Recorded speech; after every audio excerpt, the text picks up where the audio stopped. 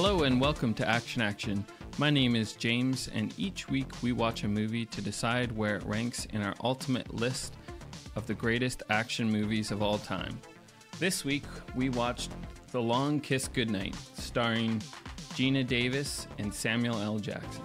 What if you couldn't remember your real name, your first kiss, or your last goodbye? I don't remember. Honey, you have an ETA on that carrot? Stow it. And then suddenly, I used to do this. I'm a chef. Yo! without warning, Give me something else. Celery! Italian! Ah! all your memories Name's Charlie. I'm coming back. came flooding back to you, Evening, Charlie. Long time. one bullet at a time. I got movement on Samantha Caine. Good. I may have a lead on someone. They still have some of her stuff. This man, he's gonna help me find some things out, so we'll be safe. Your full name is Charlene Elizabeth Baltimore. This could be trouble. My name is Samantha Caine. No, forget all that. I'm in the PTA. Then quit! You're an assassin working for the United States government. We have 24 hours. Find her, and we kill her. Run for your life!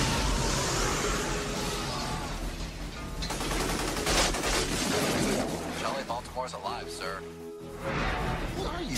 Name's Charlie. The spy. Back when we first met, you were all like, oh, fool, I burned the darn muffins. Now, you go into a bar, 10 minutes later, sailors come running out. What up with that?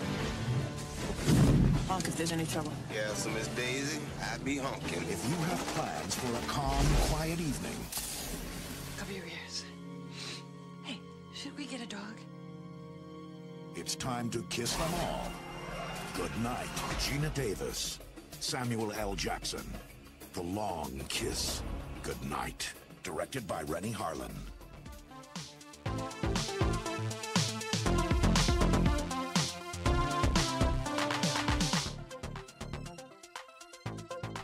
Hey, I want to start by welcoming back John. And Dustin? So what'd you guys watch this week? Oh, man. I've been watching Godless, the new Netflix show. Oh, yeah, is that good? Yeah, I haven't started it yet. Yeah, I like it. It's good. Jeff Daniels is great. Whoever plays the main guy is great. What is the idea? It's a whole town of women? Yeah, so the in concept West? is that...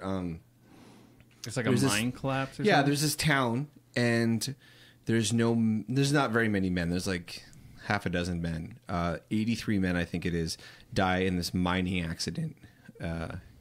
And the town is left to be run by women, which actually takes up, I'm in the 4th episode, it takes up far less of the plot than I was hoping for. I was really excited to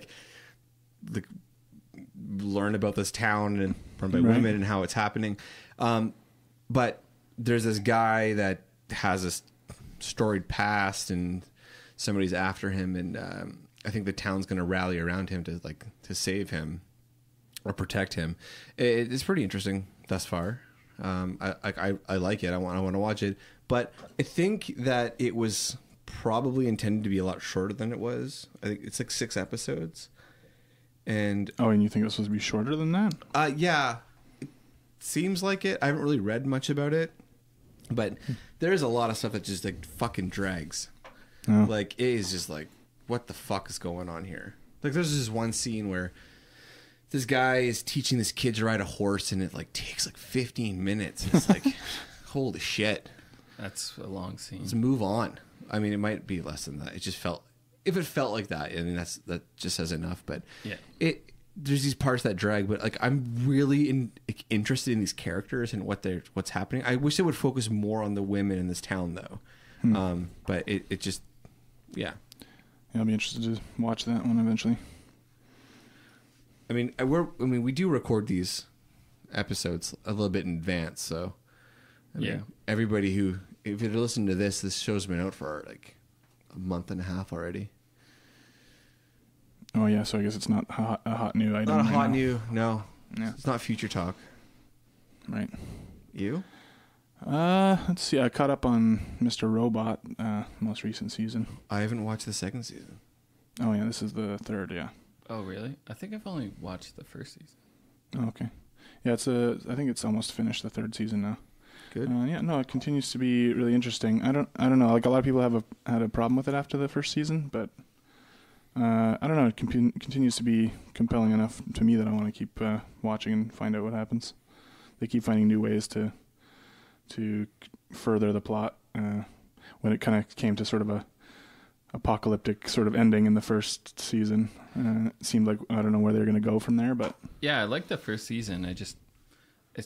That show's just one of those shows that just never picked it up again, I guess. Yeah, I agree. I liked it. I really liked it, and then it's got some real fell behind real tense moments and stuff in this season. So cool. Just rolled his fucking eyes at me. Well, you know me, I don't got time for anything, so I watched the Long Kiss Goodnight. Oh, segue. So why don't we start with talking about the plot? Yeah. So we got suburban housewife. Yeah, Geena Davis. Yeah. Geena Davis. I was just like, as soon as I started watching it, I had the same thought I always have when I see her, is like, what happened to Geena Davis? Yeah. I always really liked her. She kind of like faded out of the limelight there. Like, she had a bunch of fairly big movies. Not Cutthroat Island. That was a huge bomb. But fucking like killed her. League of Their Own, that was a big deal at the time. Was she in Beetlejuice? Yeah, Beetlejuice. Yeah. Okay, so there's scenes in this movie where it just looks like Beetlejuice, where she's looking in the mirror. I don't know. I get that. Oh yeah. For some reason. Geena Davis has a very distinct look. Yeah. Like, I always thought. So, I see how, like, she stands out from, like, the kind of typical actress look. Like, she's tall and she's like 6 feet tall. Curly hair. And honestly, from watching the trailer before watching the movie, I didn't know if she'd be able to, like, pull off the character where her character is like an assassin, where it's almost like a split personality in this movie, right? Yeah, the first half she's kind of one character, in the second half she kind of switches. I guess like she kind of switches for a bit, but then she kind of like ends up being a combination of them by the end, I guess. Yeah. I thought she was great. Which is like really, she's at the end, she's really interested in that guy she was with at the beginning, the fucking dork that she's married to. Oh, she's not. They're not married, are they? They're not married. Just dating. Yeah, they're not married. Oh, whatever. But it's like, really? I didn't think they were married how does either, that make any sense? He's such a nice guy. There's a point where she has a ring on. I thought, is it an engagement ring? Maybe it was an engagement ring. I don't know, because it says it's specific that they're not married. Chefs do that. Yeah, she gets to say that twice. Yeah. What is she? So when she's a suburban housewife, she's Samantha Caine. Or is she Charlie Baltimore? No, she's Samantha Caine when she's the housewife. Okay. And then she has a car accident early on in the movie, and she starts remembering things from her which is fucked past, up. That car accident is crazy. Okay, so that car accident is nuts. She so she has that fucking deer just knocking that guy in the face. Yeah. So there's a car accident. So an old man dies. Well, an old man is injured severely. They slam into a tree. Geena Davis is launched out of the... Yeah, she's launched out. She, like, wakes up. She fucking executes a deer. She breaks the deer's neck because it's suffering. Cold-blooded. Yeah, and then she falls asleep. Like, she falls unconscious. She passes while out. an old man burns. Yeah, it never goes... Did he die in the car? They show the door opening. But they never show the old man getting out. He didn't flop out or anything. No, that guy's dead. That guy's fucking dead. He's dead. They never even mention it. Like, it's too bad old Harold or whatever. Oh, it was also his fault for fucking died. feeling her up. Well, I thought he threw his hand in her face, and that's why they crashed. No, he fucking... Because he's like, I'm not drunk. Look at this. And he does the nose-touching thing, and he, like, waves his hand. Oh, is that what he... I thought he felt her up, and then she's like, don't do that. Like, you dirty old creep.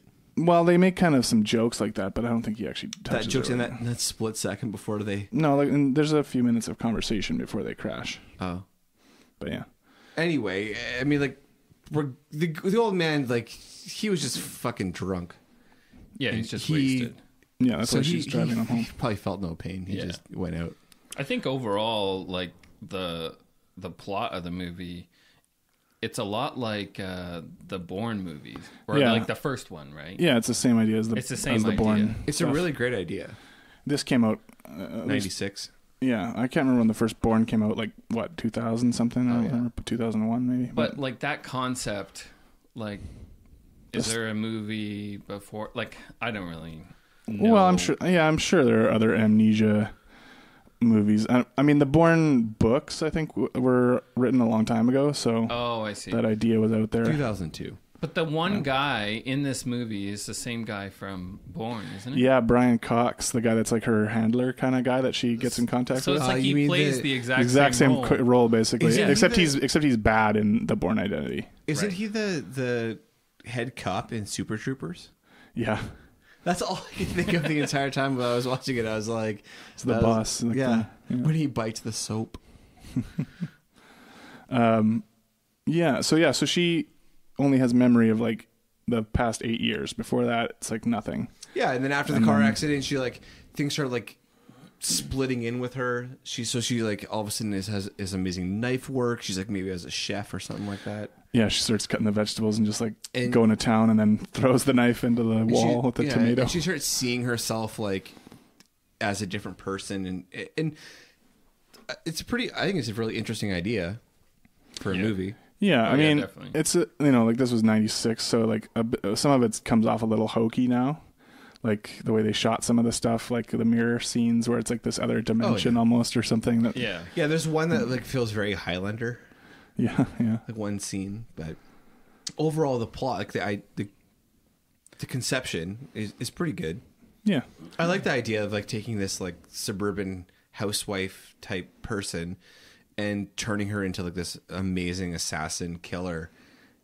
And she like, I mean, she's fucking badass. Yeah, and she starts, like they've got her in like the real kind of dowdy housewifey clothes at first, like these 90s, like, and she's like slowly changing as she getting her memories back through it. And then of course, the whole reason anything came up was she had hired a private detective to look into her past. Enter Samuel L. Jackson. She hired a multitude of private right, and she's down to like her last money, the crappy ones now. Yeah, and Samuel L. Jackson, we meet him, and he's like pulling scams. Holy shit! What does he say? There's a great quote in that scene.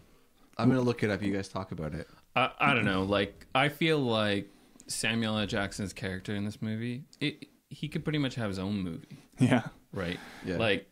Well, I can't look at it. Yeah. You should just drop. Put my gun in my left pocket. Just drop the Samuel L. Jackson quote from the beginning of the movie when we're first introduced to him, when he's in that hotel room. Oh, you like what does he say? So you an ass fucking man or something like that? Yeah. You a fan of ass fucking? Yeah. He's threatening that guy to go to prison. Which is classic Samuel L. Jackson, like busting into a room just. Yeah. Well, I know I've talked about this before, but my love of like small characters, small like nothing actors that are in the movie that don't mean anything, like. But I fucking love the one guy that's supposed to be a cop in this scene. Yeah, one of the bums. Oh, that looks like he can barely stand up. This guy. Yeah. And he's like, read him his rights, and he's just like, what? Yeah, I loved it. It was great. Yeah, it was pretty good. And so then they end up traveling together to like figure out what's going on with her, because she gets attacked by some guy from her past. Yeah, because she was on TV. Yeah, he sees her on TV. And then at the same time this is happening, like there's a hit on like an old a person she used to what's the a house mother fucking what? Jesus Christ. I listen to a lot of like old time radio shit where you live somewhere and you have a person that you pay your rent to. Oh, like the landlady? The landlady. Yeah, she lives in a person's house. Oh, yeah. She dies. So that information comes up, and that's how they sort of start figuring some stuff out. Cut that whole part out. Yeah, okay. So basically, it moves along, and she's on TV. They see a news report. And then, so now people that she was involved when she was an assassin, they kind of catch up to her. Yeah. Yeah, and then and then they're out to kill her. And yeah, and then the other side of it, Samuel L. Jackson's side, is that this landlady died. Her shithead I think they refer to him as grandson, tries to use a credit card that they found in the house to buy something. Yeah. And it pinged, and they found out that she lived there. They got all of her stuff. They tracked her down that way. Yeah. So then it's basically her and Mitch is his name, right? Yeah. In the movie. So it's her and Mitch, and they're trying to use the pieces that were left in that apartment to figure out her past, basically. Yeah. And that's when they hook up with like Brian Cox, and then, there's definitely a whole Bourne Identity, some very similar stuff going on. But, it's cool to think about at the time. I feel like there wasn't a lot of like female action leads going on in movies that's not that long ago, the mid 90s, but there wasn't, 20 years ago. You didn't have I guess. But I mean, you didn't have a lot of, even then, like female-led action movies happening. I can't even think of another movie that came out. There's that like year. La Femme Nikita, I think is like the only thing I can think of. What was the one with Bridget Fonda? Point of No Return or something like that. Yeah, but there wasn't much. So I mean, overall, like the plot, I think it's a good concept. Yeah, it is a little dated watching it now, some of the ideas, but but then there's like weird funny things that are like just as applicable now as they were at the time. Like there's that throwaway line about how they're going to blame the terrorist activity on Muslims and stuff. I have that in my notes. At one point I'm like, did the Long Kiss Goodnight predict 9/11 ? Yeah, it's pretty much like that's exactly what proves that it was an inside job. Yeah. I know. So you got this woman who's like trying to reclaim her past life, and she slips back into her old memories, and she like is pretty much like, forget about my family, forget about my kid, I don't want anything to do with that. And then she slowly reclaims that feelings that she has for her kids, and she like balances that out. Yeah, at first she's like, I'm out of here, like I'm not having anything to do with this kid and all this, but in the end she comes back together. She's like part assassin killer, and she's part mom. Part mom. Yeah, like I think she's like, it's supposed to just be that she's all worlds. Yeah, she's kind of, I think she's trying to say that she's who she's supposed to be. Yeah. Right? Like when she was suburban house mom, when she was Samantha, that wasn't really her, but really Charlie wasn't actually her either. This is what the fantasy that Charlie had for her life would have been. And she's kind of is balancing that. And I think it's a nice story, really. She saves her kid. Yeah. I mean, she kind of, yeah, exactly. She kind of goes back and forth, kind of acts like, I don't want this kid. Well, she straight up says that. Right. And then... Yeah, and then she kind of realizes... And then she realizes. Yeah. Yeah. But, so... Then there's the weird kind of stuff, like where all the plot machinations where she's like... she finds out that these people that were formerly her targets are now working for the government program that she used to work for. And that they were assuming she was dead this whole time. Yeah. And now, like, she's back, so she's gonna fuck it up. So basically, they're trying to kill her. Well, she tries to complete her mission. Right. Yeah. And then she finds out that they've all turned on her. Basically. Yeah. And then she decides that she's gonna blow the system up. Oh yeah, and you've got that good scene with David Morse. She thinks maybe it was like her former fiance, and then quickly you find out that he was a target. Oh yeah, like where he's got her tied to that water wheel. Torturing her. Yeah, he's pretty fucking great. Okay, so in that scene, I find it really weird in that scene after she gets out and then starts killing a bunch of people, and then she goes to find Mitch, and then she finds him like in some hole, like naked and beaten. Yeah, and then it goes to this hard cut. Yeah, there's a really hard cut there. And it just totally it doesn't actually show her even come in to get him. No. Yeah, it just shows. So it's like all this. He sees through the floorboards. She's and like all shooting this, people. and then it's like a hard cut to. I guess they're in Vegas or something. Well, I forget where it was. New Jersey or something. Atlantic City. Yeah. So I think. So I think, there was actually a whole kind of subplot that was taken out where Samuel L. Jackson, it was going to go into like in the script anyway. I don't know if they shot it. It seems like they did. It was supposed to be like darker about his past, about how he'd been in prison, and actually he had been like raped in prison and stuff. Oh, I see. So I think that's showing like he's like, yeah, they do touch on it a tiny bit. When but she's like, lightly. "Do you know prison? You know what that's like?" And he's like, "Yeah, I do know what that." Like he gets. Yeah, right. It does feel like they cut an extra 45 minutes out of the movie. Like it's already a long movie. Yeah, it is a long. It's like 2 hours. There's a lot of 2 hours long. Yeah, so they cut. It feels like they cut a whole lot of other stuff. Like Dr. Cox, I think it is. Oh, Brian Cox. Brian Cox. Yeah. What's the doctor? Whatever. Dr. Nathan Waldman. Like he's dead in the water. In the water, and it's like I feel like there was more to that. Like what happened. Oh yeah. Oh maybe. I feel like there was just a lot of things that was like they didn't quite. Well, because he's like, he's a good actor to have just been like done like that, where you've got him in a couple scenes, and then all of a sudden next thing he's dead in the water. It just felt like. But they might also have done that just for shock value, right? Yeah. And also at the time, it's not like he was like a really well known actor or anything. No, I mean, even now it's not like it just feels like there's things that are missing.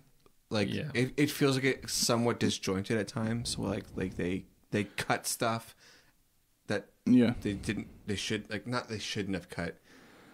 Yeah, no, I think the movie still flows pretty well, considering you can tell that there are. I think it flows fairly well. Are we talking about pacing now? Are we skipping kills in action? Yeah, so we can get into pacing, but before that, I want to talk about Shane Black, the great Shane Black. I love Shane Black. His scripts are almost always really fun, funny. And he's been fucking killing it in the past like 5 years, 10 years since he like came off his hiatus. Yeah, he came back with Kiss Kiss Bang Bang, and then but those Iron are kind of Iron Man 3. Yeah. Oh, he did Iron Man 3. Yeah, nice he directed that one too. Oh, yeah, really? Nice Guys. Yeah. Yeah, Iron Man 3 actually seemed like a much more interesting idea when Shane Black wrote it. When he talks about it, he actually had a female. What was her name? What was the woman's name? Do you know if you remember? I've only seen Iron Man 3 once, but he had a different bad guy. Oh, okay. But Marvel wouldn't let him, from what I've read. Oh yeah. They wouldn't let him have a female bad guy because they wouldn't sell enough toys. Oh yeah. Oh. That sounds true. So I mean, you could see he had that funny banter with like Robert Downey Jr. and that kid in Iron Man 3. So I guess now Marvel's okay with it because like Thor, it's a female. I haven't seen Thor yet, but connection from Iron Man 3 to this movie is Black? The little girl. No, the little girl. Yvonne Zima is the actress's name. Caitlin Caine. So. Wait, what? The little girl, the daughter, in The Long Kiss Goodnight? No, the daughter in this movie. Yeah, The Long Kiss Goodnight. Yeah, that's the movie we're talking about. So she with her lisp. She's in the Nice Guys. Oh, really? Yeah, and she's also in Iron Man 3. Miss Elk Ridge. Did not know that. Miss Elk Ridge. Interesting. They're buddies. Well, this is we watched The Last Boy Scout, but we didn't release that episode. That'll maybe come out one day. But he also wrote that. And then this movie is directed by Rennie Harlan, who directed Die Hard 2, which we just watched. So there's connections all over the place. He did Die Hard 2, which we just watched. I think we need like fucking we need our names up, the names of the movies up there. We need with all the strings going to each. Yeah. We're going to get deep into this shit. Yeah, so talking about The Last Boy Scout, which is like 3 movies in one. And it feels like it, yeah. Which it kind of, I wouldn't say it definitely feels like there's 2 movies in this, but there are times where there's things that are put in there that seem odd, or like the comic relief is like not what you're expecting almost. Like when it comes to that one scene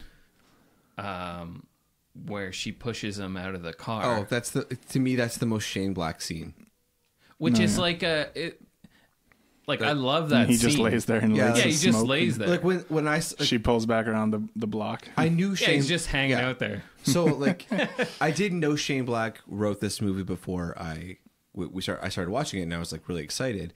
And then the entire time, you can pick up on little Shane Black kind of like, oh, for sure, yeah. the way his wordplay and stuff like that, but nothing like clued me in to a Shane Black script as much as that one scene.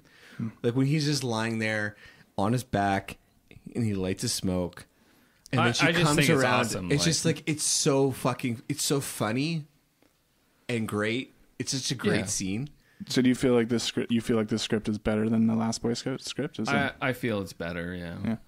But in both cases, I feel like his scripts get like people always like fuck with his scripts. I think pretty hardcore, and they change the movies a lot. Yeah, I think somebody stepped all over that Last Boy Scout script. Yeah, I think we talked a bit about it when we did that. But there was like all kinds of stuff that they didn't use and they changed, and Bruce Willis changed. He pretty much, I think he's really great as a writer director. Like he just kind of needs to be left alone, like make his movie. Yeah. I'd be curious to look into like his most recent ones. I think he just made them. I think that, yeah. Well, I'm sure he didn't have a lot of like control on Iron Man 3, but Iron Man 3, but The Nice Guys and Kiss Bang Bang. Yeah. I mean, those are two of my favorite movies of the past however many years. Yeah. So. Yeah. Also, another Christmas movie. What? Kiss Bang Bang. Oh, is it? I didn't remember that. Yeah, it starts off with... Oh, yeah, he's Robert stealing Downey a toy Jr. for his kid, right? No, is it for his kid? Or somebody's kid, anyway. I think it's his sister's kid or something like that. Yeah, right. Yeah. Yeah, he likes Christmas settings. Oh, man. Shane Black. Because we're going to... He's fucking great. I guess never mind, that's a giveaway. I was going to say what we were going to watch next, also set at Christmas, which I think he also had a hand in writing the screenplay for. Oh, really? Who wrote... Wait, now, just looking back for a step, who wrote Die Hard 2? Remember? Yeah, it was wasn't it the same guy, Stephen E. D'Souza? Yeah. That's right. You can say who it was. I mean, we're watching... Our next movie is going to be... Lethal Weapon. Which is not talked about, but it's referenced in Die Hard 2. Oh, it's on the TV. No. Isn't it? It's on the magazine. Oh, okay. It's in an ad on the in the magazine when they're on the airplane, the old lady who like has the taser. Oh yeah, right. Yeah. Hmm. Oh, it's Christmas, so we didn't talk about the Christmassiness of this movie. Yeah. Oh yeah, you definitely noticed the Christmas themes throughout. Well, this right movie. out the bat, that she's like riding the sleigh, and they got the once again, the Salvation Army and the train station or the bus station. Once again, this movie loses its Christmas spirit. Yeah, as it goes. Well, there's some Christmas lights at the end. Yeah, but so Diana, my wife comes in and she's like, "What happened to the Christmas like stuff?" Like, because she was too busy killing each other now. I think the movie is worse off for it, though. I think it would have been better. Yeah, but how would you keep that? The feeling can still be there with the Christmas music and like all that kind of stuff. But like Christmas music is great. Like you can like make it heavier and more sinister. I guess they should. I mean, you do kind of forget it started out Christmassy, and that's what I'm saying. I'm like, they should like fucking lean into that shit, not like lean away from it. Yeah, I mean, like a movie like Scrooged, which I mean, obviously it's Christmas themed throughout, but what they do with the music in that movie, yeah, that's true. Yeah, you could do the same. Is that Elfman? It sounds like Elfman in my head right now. But anyway, and I think that's like it's at a detriment to the movie that they don't like embrace that. Like they start out with a Christmas movie. It's supposed to be Christmas Eve. By the end of it, right? Yeah. Yeah. So they should just be like, I think it should be getting heavier. Which doesn't make any fucking sense at the end when there's like that parade happening Christmas Eve. Well, I don't know. You don't know. You don't know what people do. You don't know what people do in small town. What? Who the fuck has a parade at Christmas Eve? They do.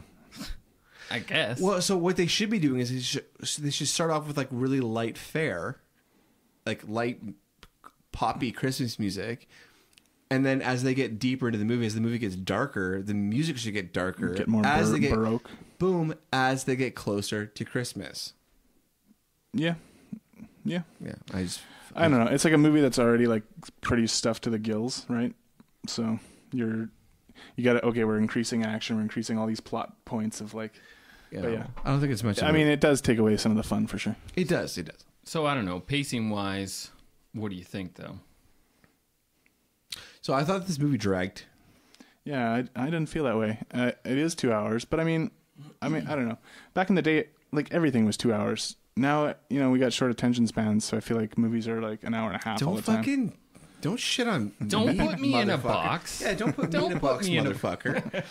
I'm putting you in a box. Well, it's fucking hard. got no attention span. You're on your fucking little screens, and you're right. Okay, there, Grandpa. Calm down, fucking. My day, we used to sit through a 2 hour movie like that. Okay. Yeah, what you? Anyway, in your day, people were dying of the fucking rickets. Even those 2 hours, I think it flowed. I think it had a good pace to myself. I thought it had a pretty good flow to it. Pacing is I think of all the criteria that we have is the most subjective. Subjective in the moment you're watching it. Sure, that's true. Yeah. I mean, depending on your mood, what's going on around you, all that kind of shit. Yeah, like how your day was. So, like for me at the time, I'm gonna say the pacing was a little bit. It was a little bit slow. All right. It was good. I mean, it was good. I'm trying to think I don't want to argue with your pacing sense, but I'm just like, for me, it's like, okay, you had these big action set pieces, then you got scenes with dialogue that was funny, and then you got another action set piece. So there wasn't, for me, I never felt like, oh man, come on, like let's get going. No, I don't think that at all. What I will say though is that it feels like there was like a B plot that never really came to fruition, but was filmed. So there's like all these like side things, and like they just take up space. Well, that kind of is probably like what you were saying, how Melvin had more of a... Or Mitch, yeah. Or why do they call him Melvin? I don't know, but sounds good. Because you're a racist. Wait, what? I don't know. How does that make me a racist? I don't know. How doesn't it? Just figure it out. Okay, Mitch. How does that, like that plot... By the way, his name was Mitch Hennessey. Yeah. That's more racist than what James said. Like that being taken out of the movie is probably that B. Yeah. It feels like there's just it just feels like they shot extra stuff that they didn't need to shoot. I am a huge fan of a super tight, like 98-minute movie. 98, eh? Not 97? You know what I fucking mean. There's got to be the fucking credits. I'd say like 96. The grips deserve to see their names. So I mean, like, so pacing wise, I thought it was not too bad. It's not I definitely bad. wasn't looking to see. Okay, where are we at? No, but at the same time, I did see that it was 2 hours long before I started watching. So you were conscious of that. I was kind of like, I knew 2 hours again. Yeah, I knew that's what I was in for. Yeah. I just think they could. Yeah, it's not the worst thing at all. I'm not saying that. I'm just saying that it just felt like there's some stuff they could have trimmed. They probably should have trimmed it in the script phase. Not necessarily like I think they filmed what they had to film. Yeah, I mean, you do get the sense, and like we were talking with Last Boy Scout, that Shane Black writes a lot more than ends up on the screen. It definitely feels so. That way. Maybe his scripts are more almost like novels, where he's got a bunch of plots that he's worked on, but they don't all make sense to put in a movie. Yeah, I agree. Okay. All right, let's get to the kills and action. Yeah, that's great. Yeah, I think it's pretty good. It's for the most fucking part. Great. It is. It's. I think Harlan did this one too, and like did Die Hard 2. I feel like the action is more satisfying in this movie than the action in Die Hard 2. Yeah, I would say so. Well, the action is more sustained over the entire film. Yeah, like there's like little pieces, little things that happen. I'm trying to think of like a really good action scene in, because I know there's action in throughout, this movie, but I'm trying to think one that stands out. Oh, the water wheel thing. The water wheel one, yeah. Starter. She comes out in that slow motion with that little crotch gun. That's quite a small action. That's a scene, small really. part. The scene when Mitch is going, he's like can't see anything, like it's all dark around him, and he's trying to get to the building, the house. Oh, he's trying to get to the truck because the little girl has like locked herself in the tool that's right, near box. the end. And she's like picking guys sniping, off with a sniper rifle. There's that. Yeah. Oh yeah. Okay. The whole end sequence is pretty. There's the pretty good. one-eyed scene, the one-eyed guy scene, when she in the house at the beginning. By the way, I want to talk about that scene for a second. The skating scene where she shoots the guys while she's ice skating. That's so come on, ridiculous. It's so absurd. So what's with the fucking? I'm gonna bring it up again. What's with the fucking gun that the one-eyed guy who escapes from jail has? You see so he fucking has hole. So that he has goddamn wall. He has like a sawed-off shotgun. He takes like a first shot at her, and like you kind of expect, at least from watching movies, the banister rail kind of explodes from a sprayed shot. Yeah. Then the second one, it looks like there's some kind of like missile projectile that shoots into the wall and blows like a so I don't know anything about guns at all. But I feel like somebody says that every episode. But isn't there some kind of component to where you have a shotgun, but then you also have this other? Not that I know of. There are times where there's machine guns like that have like a kind of a rocket shot on the bottom of them. Okay.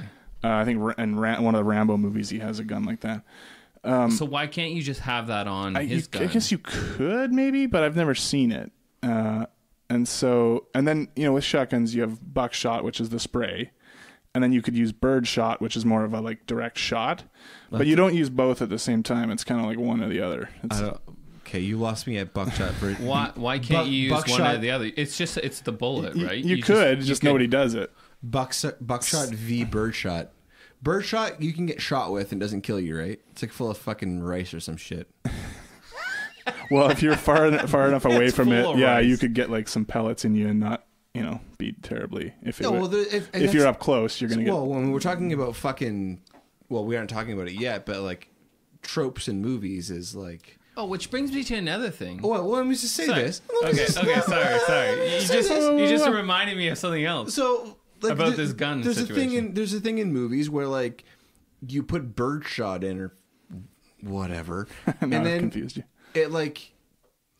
It shoots and it doesn't kill a person. It's just like, goddamn, Cletus, don't fucking hit me with that birdshot or some shit. Well, that'd be the buckshot because that's the pellets. But yeah, birdshot doesn't kill you. They always say like there's birdshot in it. That's a duck, not a dick. Well, there you go. Now you've got me confused. But what were you going to say, James? Oh, I was going to say, okay, so we're talking about firearms. What about that fucking grenade that they throw in the hallway? Holy shit! Oh yeah, okay. There's a sequence we forgot about too. Grenades work. I'm watching that movie and I'm like, this is not how grenades work. Yeah, grenades is some shrapnel, but in movies they always explode with flames. That was one big fucking fireball. Yeah. Okay. Well, it was like a backdraft down the hallway. Okay, guys, we're kind of getting kills in action mixed up with quotes and tropes. Well, okay, we're talking about we're mostly talking about action. We're talking about okay, well, let's talk about. And we forgot about this sequence because even though that part is ridiculous with the flames, it is kind of fun. Let's talk about. It is fun once they jump out the window and she like shoots the ice so it'll break when they.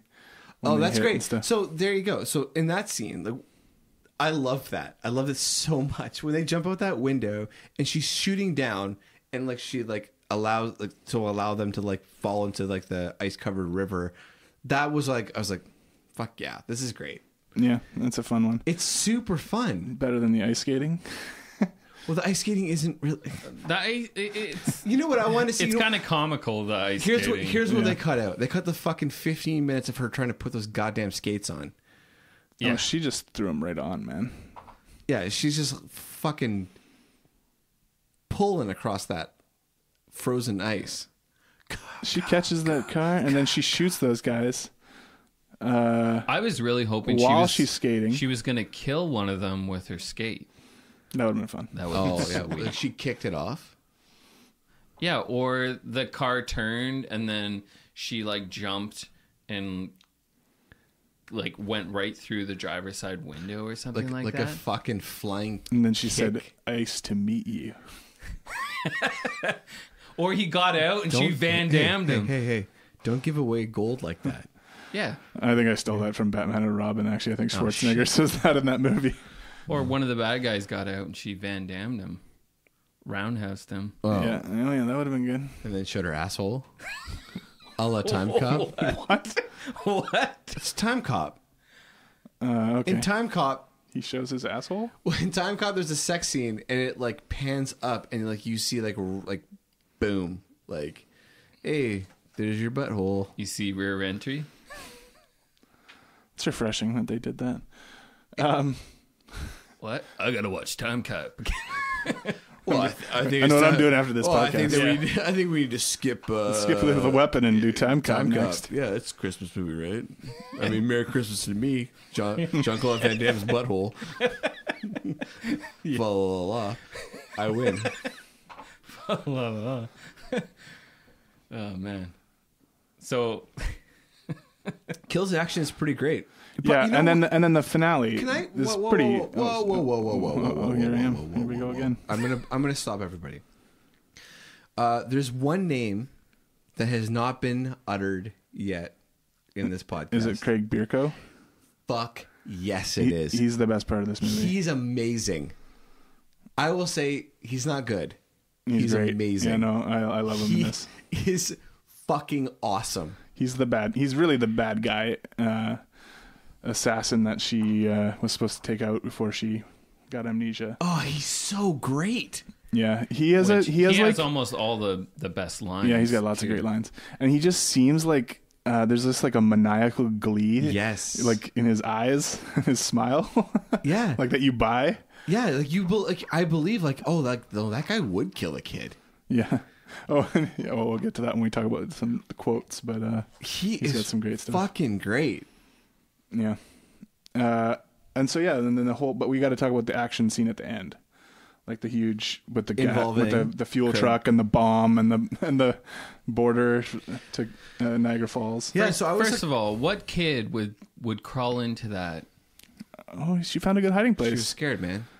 She's like playing hide and seek. That's where you're gonna go. So here's it's a pretty good hiding place. This is This is kind of a cross between like inconvenient kills action and quotes tropes.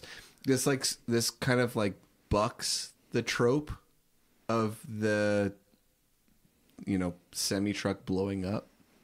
Oh yeah, once again a Rennie Harlan explosion. This is the only time a semi truck doesn't blow up in a movie, when it goes on its side. Yeah.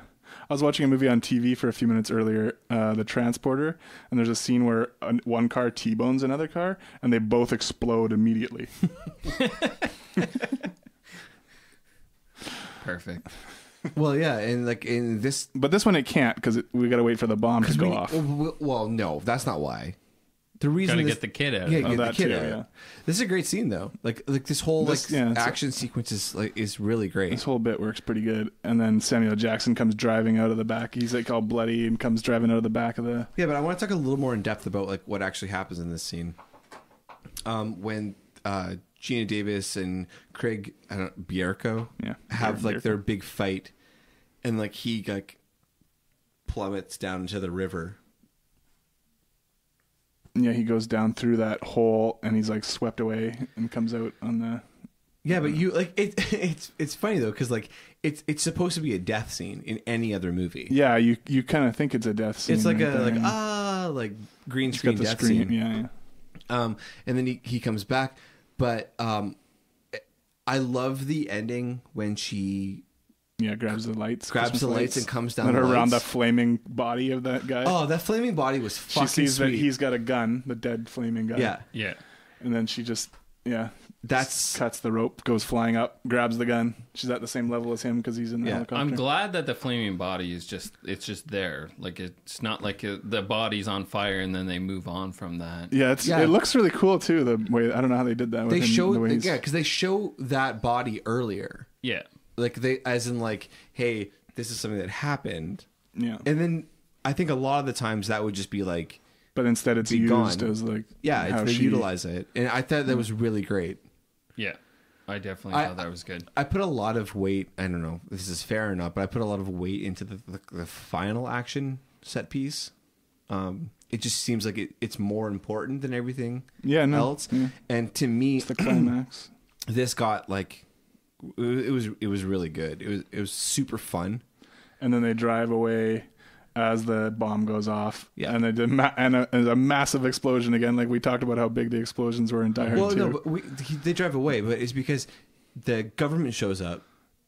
Well, yeah, the guys who are working for that chapter or whatever they call it. Yeah, so she and Geena Davis is like on the semi-trucks like call thing. Yeah, asking for help. Walkie-talkie thing. And they're like, fuck you, bitch. Nope. Yeah. That's when Samuel Jackson like wakes up like half dead. I like how bloody he is in that car too. It's like just coming out of his mouth. And he like guns Can't kill me, motherfuckers. He guns it and picks her up. Yeah. And then the entire bridge blows up, and even like there's so much explosion that their car gets like lifted up by it it's only on two wheels. So this is supposed to be the whole back is like on fire and stuff. Between Canada and the U.S. Yeah. Niagara Falls. It looks like it's shot from the Canadian side though. Yeah, I think most of this movie was actually shot in Toronto or that area. Okay. Ontario. Yeah, it was a really, really great like final action scene. Yeah. I mean, there's a lot of really good stuff along the way, but like this final scene, I thought like really paid off. I think that whole final segment, even when they were at that, I don't know what that was, a lodge or something like that. At the end, you mean? The very end? Yeah, at the end. When she throws the knife into the cricket, and they're like, "Oh, that's Sam." No, at the where she's put where she's in the and then she uses the gas she put in the baby doll. Yeah, exactly. And like that whole like she's left to die, and then he gets a little James Bondy like, and then just tell me what you're gonna do because I'm gonna die anyway. Yeah, and then I think it's kind of sweet how. Like when I mean, what is she at that point? Samantha, Charlie, whatever. So Charlie. When she leaves her daughter, she's like, light a candle for me, and I'll come home. Right. And then so she's got the matches. And so she's the matches in her broken her cast. Mm-hmm. I mean, like, it's cheesy. No, that she got when she was skating. She was like, "Life is pain." Yeah. Yeah. But it was cheesy, but it was like. You obviously let it go in a movie like this. It works. Yeah. It's fine. Yeah. She had to start. I believe her when she's like hitting the concrete, like trying to get a spark, and she's just like she can't get one, begging, pretty much just like please, and then the little girl's like, "How about this, mommy?" Yeah, definitely. I think that whole end sequence, that's where a lot of the quotes and tropes come in. Like that great one where he pulls out his knife, and then she's like, "What is that? Only 4 inches? Only 4 inches?" He's like, "You'll feel me." Yeah, yeah. He's got so many good ones when he puts them in the fridge, and she tells him, "Hey, this kid is actually yours," because remember we slept together before, and he's like, "Oh yeah." She's like, "Yeah, look at her eyes." He's like, "Hey, bring me my little bitch." Yeah. I don't know why, but I found that absurdly funny. Like, they would never put that in a movie now. Oh, no. They would pull back from that. There was multiple times that I laughed out loud. I was like, this is ridiculous. Yeah, he's just so over the top. And then she's like, "Oh, we're going to go to sleep like bears. And me and you, baby, it'll be fine." And he's like, "Yeah, okay, bears. Yeah, okay. Shh." Yeah. Yeah. Thanks. Okay, so one thing that I thought was funny, I laughed out loud was, I'm gonna read it. I was reading off of IMDb here, and it's when we are first introduced to the doctor, the Dr. Nathan, I think it is. Yeah, Brian Cox. Yeah, when he's sitting there like eating his dinner. Yeah. With his wife. He's like old. I think it's his mom. Or is his mom? Is it his mom? And he's like, Alice. No, he calls her Alice. Oh, maybe he's like, "Alice, please, your dog, Alice. It and my appetite are mutually exclusive." And Alice says, "Well, what's wrong with my dog?" And Nathan says, "Simple. He's been licking his asshole for the last 3 straight hours. I submit to you that there is nothing there worth more than an hour's attention. I shouldn't think that whatever he is attempting to dislodge is either gone or good, or is there to stay. Wouldn't you agree?" And she's just like, "Whoa." Yeah. Yeah. Oh, and then he gets this phone call. Yeah, that part's pretty hilarious. Yeah, you get the idea that he just fucking hates his? I'm guessing he's retired. Yeah, or? I think so, but I don't think it's supposed to be his wife. She seems like she's old, like much older. It seems, I don't know what. But who's she supposed to be? I don't know. Aunt? I don't know. The mystery. Who is she? It doesn't seem like it's supposed to be his wife, but maybe it is. So, what's your overall reaction in the movie? Well, I mean, overall, it's a pretty good time, I think. It has some cheesy 90s schlock to it that, you know, kind of holds it back a little bit. But for the most part, it's really funny. Script is good. Yeah, I think it's a fun movie. Characters are good. Most of the acting is pretty good. Yep. I thought it was really fun. Action sequences are mostly pretty great. Yeah, aside from the ice skating. Ice skating it's pretty cheesy. It looks pretty fucking stupid. Yeah. That really like that long shot of her just pulling across the. I think that scene where she grabs the skates, it's just like, oh my god. I thought she's not. Apparently she was supposed to do some kind of ice skating flip and shoot a guy while she was upside down in that scene, but then when they did it, the effects just couldn't make it look good, so they scrapped it. Oh, good.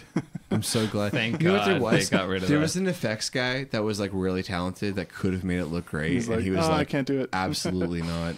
This is fucking stupid. Okay, so we're gonna talk about all our numbers. Yeah, let's give our numbers. James, so what did you give it for plot? All right, so for plot, I gave it a 7. I thought overall, you're not that far behind, but I thought overall the plot was pretty good. It was a interesting idea. Yeah. Yeah. This is the thing I gave the least to, which I gave it a 5, because I do feel like it is a good concept, but it's a little bit hammy. But maybe that's just because I'm living in a post-born world, right? Where born it comes across a lot more realistically. Yeah. At the same time, we give these. I gave it a 6. Yeah. I mean, we give these scores. I mean, we're just doing the best we can in the moment. Yeah. And with retrospect, one day we'll do, I've mentioned this before, I'd love to do a retrospective on a lot of these movies. It might change, but it's a solid 6. There's a 6 or 7. It's a 7. It's easily a 7. I'm giving it a 5, guys. Okay. If you want to talk about it. All right, so action kills 7. Action. 7 for me. I also gave it 7. I think the action's pretty solid. Yeah. See, I gave it a 5. Really? You gave it a 5 for action. Yeah. That's surprising. I just thought it's not continuous action. Oh, see, that's what I think it is. I think it's continuous. There's not enough explosions. I like how there's need some more roundhouse kicks. I feel like there's enough action peppered through the entire thing. Now, I do think you could slight it for not having gigantic set pieces, like maybe Die Hard had. Well, the end piece is pretty. The end piece is pretty good. I think it's great. I'm saying this. I could it's just understand that James. That don't you know what? realize. I get it. Okay, I can understand. I that feel argument. like it did undercut it a little bit, but I'm just sticking with it. Oh, that's fine. Mm-hmm. Own it. Yeah, no, it's. So you gave it 7. 7. I also gave it 7. Yeah. You also gave it a 7. Yeah. What about pacing? This is where I dip to a 5. I stayed at 7. I gave it a 6. I think it just drags. Yeah, I think it's 2 hours long. It's you guys always say that every time I watch a 2-hour movie. It's 2 hours long. No. I think that's my go-to. I think that when we say, if somebody says it's 2 hours long, it means it feels like it's 2 hours long. Yeah. Yeah. Okay. Fair enough. I didn't feel like that, and I'm right. Yeah. We all know you're right. That's fair. Good. As long as it's acknowledged. Okay. Okay. So we all know the pretension level. Okay. It goes Dustin, John, James. Okay. Mm-hmm. All right. Quotes and tropes.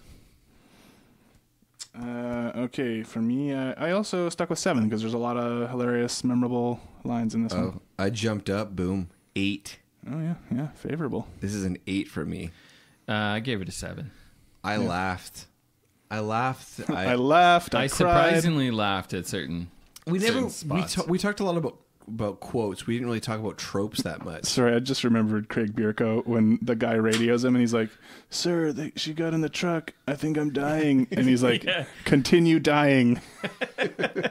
Yeah. We didn't really talk about tropes enough, I don't think. And I think this movie has a lot of them. Yeah, there's definitely a lot of them. And they're great. Like they work with the movie. Yeah, I think almost everything works. I'm trying to think of something that happened where I was like, "Oh, that's too much," or I've seen that like 1,000 times or whatever. Well, I mean, Samuel L. Jackson just can't die. Yeah. Yeah. Well, apparently he did in the original ending. Oh, really? And the test audience didn't care for that, so he lived. Hey, thanks, test audience. I think they were right on this one. Some housewives in fucking suburban Michigan didn't like it, so. No, it's great. It was so fun. I thought this movie was really, really fun. So I really liked it. So overall reaction. And well, now I feel kind of silly about my overall reaction because I gave it a 6 after speaking so highly of all those. After solid 7s. You can change it. Yeah, I guess I could. There's nothing stopping you from changing something. We'll see. I might change it. Well, okay. I gave it a 7. Like I liked it. I thought it was really good. I think that the pacing brings it down a little bit. I think that they get caught up in a couple kind of lame cliches. Oh, you do? Yeah, I think that they try to make her too bad. Oh yeah, she's like she turns into a bit of an edgelord for a little bit when she reverts to the Charlie Baltimore. Calm the fuck down. Like we get it. You were like an assassin. You weren't like a fucking demon. Like she was just like. I guess they really want to sell that it's like two distinct different people. But yeah, and I get that. I just think that they were like, it does feel a little over. It's like subtlety didn't exist in the 90s. Well, it didn't. Yeah. So, I mean, for some of that stuff, I just it brought me down a little bit, but I think overall it's a fucking solid movie. Yeah, I gave it a 6. Yeah, it's kind of a forgotten little gem. Oh yeah, I never even heard of it until we were gonna watch it. It's funny. This is a movie I've seen. I remember watching VHS movies like my whole life. Not my whole life, but like since this came out, like with this trailer in it, and I never watched it. So it was always one of those movies that just kind of sat there for me. Well, you're both welcome. Okay, thank you, Justin. Now you need to calm down. All right, so overall then 6.4. 6.4. Yeah, and that puts it ahead of Mission Impossible and Die Hard 2. So, what's the rating now? We've got The Raid, Hard Boiled, Ong Bak, RoboCop, Commando, The Long Kiss Goodnight. Yeah. Then it's Die Hard 2. Die Hard 2. Mission Impossible. Mission Impossible, yeah. Last Boy Scout. All right. Bloodsport, yada, yada, yada, on and on. Then we get into the Half Past Deads, the Cobras, the Octagons. Can somebody just give me a reminder? The Forgotten Double T. Yeah, I would like a reminder of what's at our lowest. Oh, it's the Octagon with Chuck Norris. And I'll just say, fuck that movie. It fucking sucks. I am looking forward to the day when we find a movie that can go below the Octagon. Really? I don't know if there will be one. Well, you know what? We'll see. I have a feeling that February... Challenge accepted. Yeah. So February, I'm thinking, might be the challenge month to find the worst. Oh, because it's like dump month or whatever. Okay. Yeah. That's a good idea. Yeah, I'm full of them. All right. So what are we going to watch next week? We've already alluded to it, Dustin. Lethal Weapon. Yeah. The original. Staying with our Christmas theme. Christmas theme. It's probably the least Christmassy of these movies, but I'm pretty stoked. It's a classic. Wait, are we watching the original Lethal Weapon, or are we watching the It's Always Sunny in Philadelphia Lethal Weapon? Well, they did a couple of them. I like to watch both. I'm going to watch both just to make sure. Yeah. Yeah. Covered all your bases. All right.